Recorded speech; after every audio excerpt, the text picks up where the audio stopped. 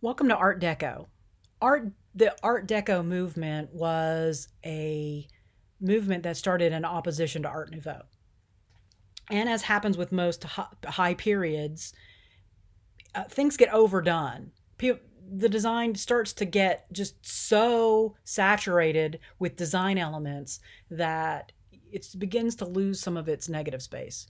And for people who don't like that too much, tend to want to get away from it or break free from it. And some artists did. They were tired of the fact that everything had become organic and they had completely lost the geometry. And while there are commercial buildings done in the Art Deco style, most definitely, there are also a lot of examples of residential architecture. Primarily, some of them were hotels or would have now become turned into apartments, or they were apartments that have now been turned into hotels. So you'll see a lot of spaces that were residential in nature, even if they're commercial. So, as we talked about, it came into play as a reaction against the stylization of Art Nouveau, and you see this is much cleaner.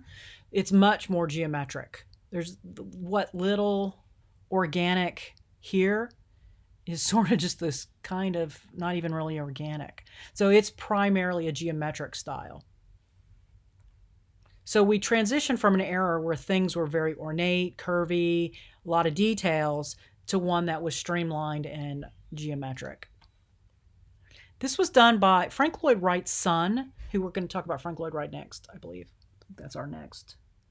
Yeah, we're talking about him next. His son became an architect, and he designed this Art Nouveau. I mean, Art Deco. I got to stop saying Art Nouveau. Got to transition here. Art Deco building. And it has a pretty interesting story behind it, and I have posted the link here if you want to read more. It is in Los Angeles, and he was built in the 1928. And it is an example of a Art Deco residence. Actually, very beautiful. It looks a bit like some of the stuff his father did, but it is definitely it was his own designer. There are a lot of white, pure, pristine white Art Deco houses. And that is primarily because they're located in warm climates. And so white reflects all color, keeps the building cooler. This is some of the interior Art Deco. This was from the 70s.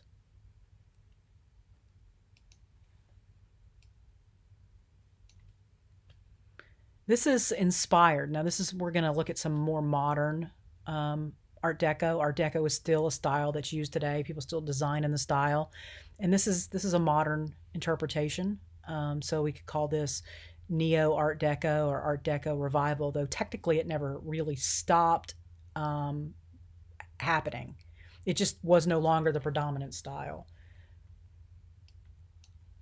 Another modern space that is done in the Art Deco style. And another. And one of the things you're going to notice is everything is very, very geometric with some exceptions because you don't want it to be too geometric. And that those things tended to be in things that were fabric, like the curtains or the pillows or the rugs, paintings, flowers in the space. Modern Art Deco. This is where Art Deco is today in terms of style. It still has its very clean edges, but to update it or make it more modern, the colors change, right? The colors here are less, look less like the 1920s and look more like the 2020s. So wow, it's been 100 years. I just realized that, and I know that shouldn't be a revelation, but I started studying art and design when the century was, not quite over in the 80s. I mean, it was, you just kind of lose sometimes when you're just going, you sometimes lose your place in time. Okay, so Art Deco also had a subcategory, Streamline Modern. Most people still refer to Art Deco as Art Deco and Streamline Modern as Art Deco. But there was a variation of Art Deco that was Streamline Modern because it was much more, you're going to see very long horizontality and very high verticality. So what began to happen is, as we know, happens from a low period to a mid period to a high period, things just start to, the details or the aspects to the design begin to become more exaggerated. And that's what happened here. Planes during that period, because the 1920s we were building planes. Remember 1920, the Wright brothers did the first manned flight, and flight took off very quickly from there. So in the late 20s and early 30s, when we were designing commercial airline, they designed in streamlined style because it made sense that you would. Another beloved use application is Emerald City, which was the residence of the Wizard of Oz. And for those of you familiar with it, it started with a tornado and started a journey. And there's a little bit of trivia in there that ended up here, which you see that very strong, striking verticality to the space. Everything is vertical there. And you see within the design, there's very, very long horizontality as well. So that when things were vertical, they were very vertical. And when things were horizontal, they were very horizontal. Very clean, very minimal in details, but the green is everywhere. And so we progress. And then, of course, we see the strong verticality in the design with the wizard.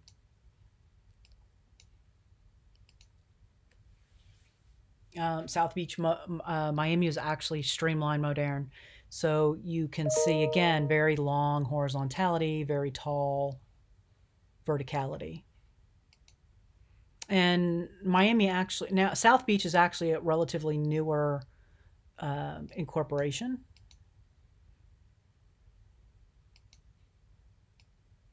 It was a piece that was broken away. South Beach was a piece that was broken away from Miami proper. And along Ocean Drive, and if you ever end up down in Miami, you've got to go visit. The architecture is amazing. It's become very commercialized though. When I first started going to Miami was in the 1990s. Okay, so it's a very little bit of history here, which, well, huh. Um, so they designed this, and I'll show you some of the original documents. So they designed this, built this, and then it became abandoned at some point, and a lot of the buildings fell into disrepair. And it was a hangout for models and transvestites. So you wanted to go see a show, La Cage aux Folles, the Birdcage, that was filmed down here, right? So there were a lot of nightclubs that were dedicated to the shows. And you could go to, and there were a whole bunch of restaurants in the bottom down here, like there still are, but they were artsy. This is a very artsy hangout, artsy place. There weren't a lot of people here because, the arts and artists are not always appreciated.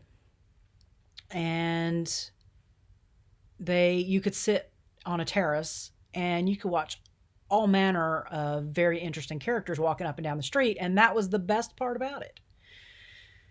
Now it doesn't look like this anymore. They came in and they restored it, and it was a great place to hang out, but they ended up chasing away the artists and it turned it into a tourist trap. And the last time I was down there, I was like, I don't have any desire to come back, because as you walk down the street, instead of seeing and encountering people that are just really very fascinating, interesting artists, there's tourists and loads of tourists, and it's a just big tourist place.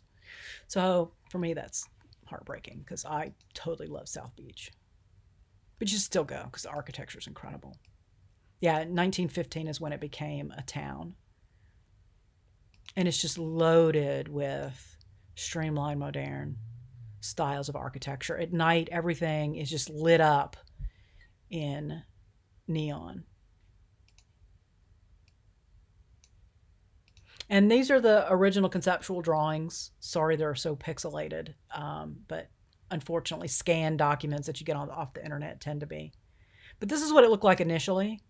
This was the original design. And then here it is today. And it has some neighbors, the breakwater.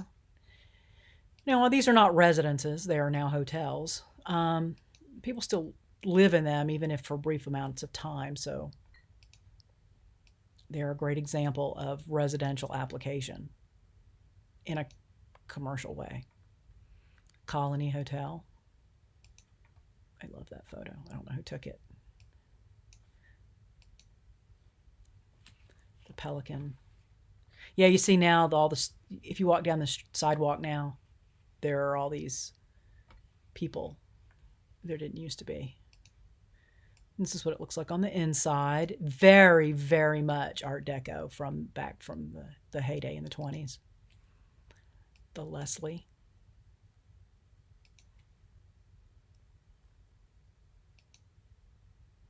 But you see just these very, very sweeping. Now, the cars, the older cars, when we looked at the Caribbean, we looked a little bit at the old quarter in Havana, and you see that you have the same thing, right, with the Cuban. There's a huge Cuban population in Miami, and you see a lot with the older cars. So there are a lot of older cars in some of these shots. The conceptual drawing initially. This is the Century. This was its conceptual drawing. It was actually, oh, wait a minute, the Shepley. Oh, sorry. No, the Shepley is now the Beachcomber. Yeah, here we go. Okay. So it changed its name. It's no longer the Shepley Hotel. It's now the Beachcomber. And that is the renovated interior room.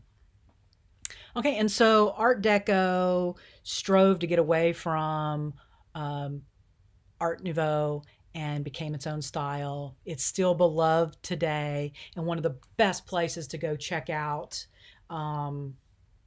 it and its iterations is in South Beach, Miami. So if you ever happen to be down there.